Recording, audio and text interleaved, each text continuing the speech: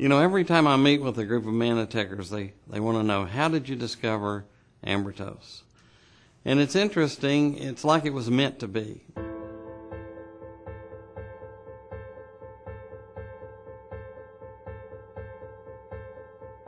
It all started at Aunt Helen's house when I was about 9 years old. And to keep us kids busy, they would send us out looking for buried Indian treasure. I know year after year we'd dig a lot of holes around looking for the treasure. I remember specifically when I was about 9 years old, we found this round object with a hole in it. And we had access to sparklers. So we hit upon the idea, let's drop a sparkler down that hole and we'll see the gold shining and glittering.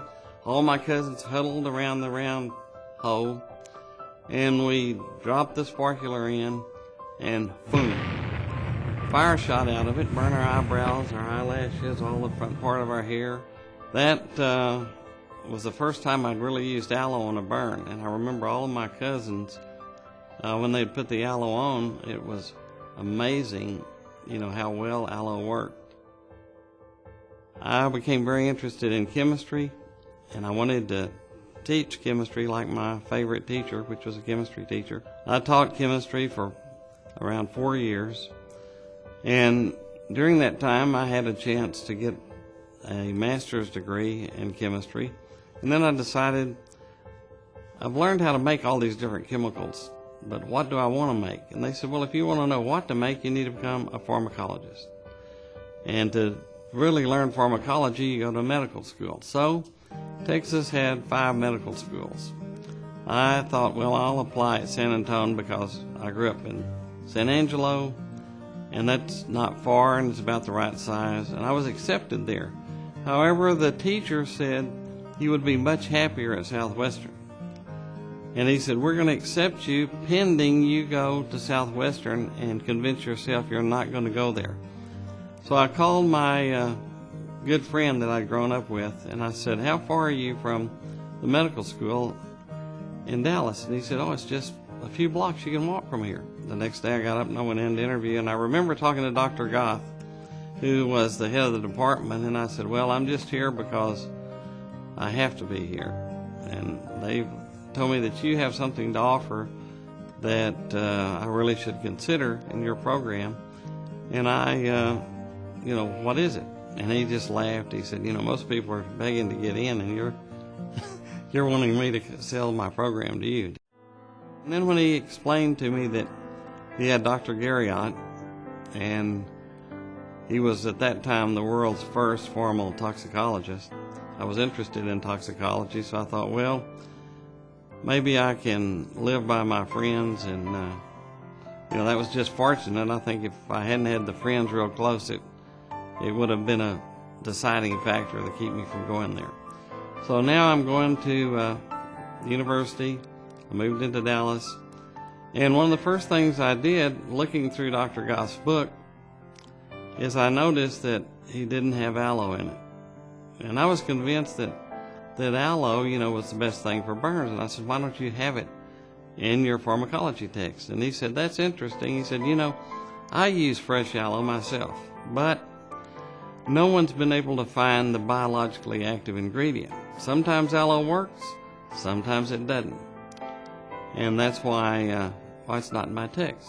AvaCare came and offered us a small grant to study aloe, and Dr. Goth had remembered my interest in aloe, so I was assigned the project.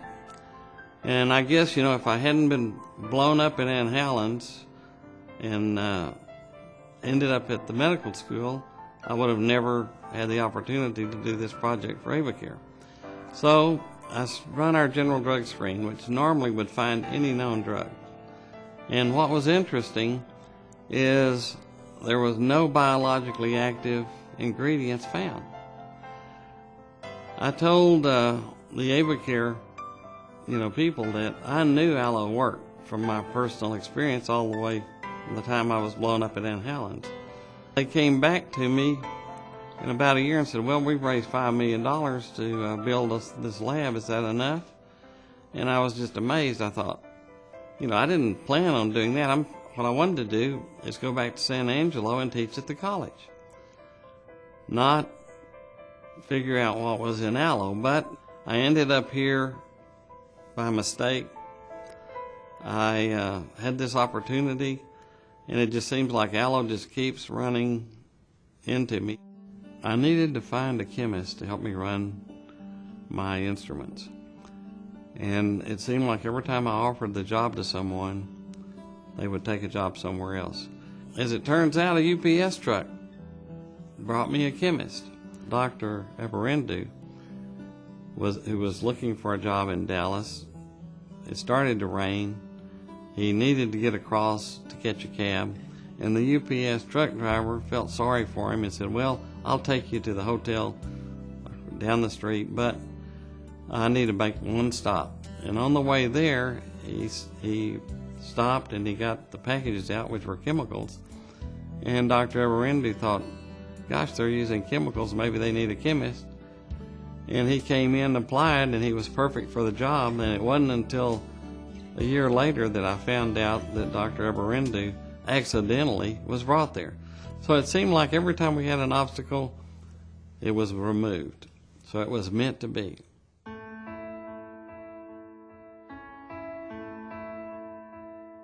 As it turned out, we kept dividing the fractions, testing them, and we found azmannan. Azmannan was developed topically as a hydrogel wound dressing, and it was approved for injection as an immune stimulant. And then we started on the oral development. And in order to develop something orally, one of the first things you have to do is find the LD50. That's the lethal dose. In other words, you give a drug to rats, and you determine how much it takes to kill half the rats, and that's the LD50. And as it turned out, we had contracted with Hazleton Labs, which is one of the largest pharmaceutical independent labs. They do this for companies all over the world. And they were not able to find an LD50. They gave the rats more and more, and first you try feeding them, and then they were tubing them, like pumping the ingredients in. Finally, they killed the rat. We were all excited about it. And then on autopsy, as it turned out, they said we just exploded the rat. It'd be kind of like pumping 5 gallons of food into you, and I thought, well, that would probably explode me. When we met with FDA said they don't know of any drug that you can't get an LD50. And I said, well, it's not like a drug. And as it turns out, we were at a dead end. We couldn't first provide the LD50, which enables you then to go into people and you start doing your dosing. So I thought, here, how can I just stop here?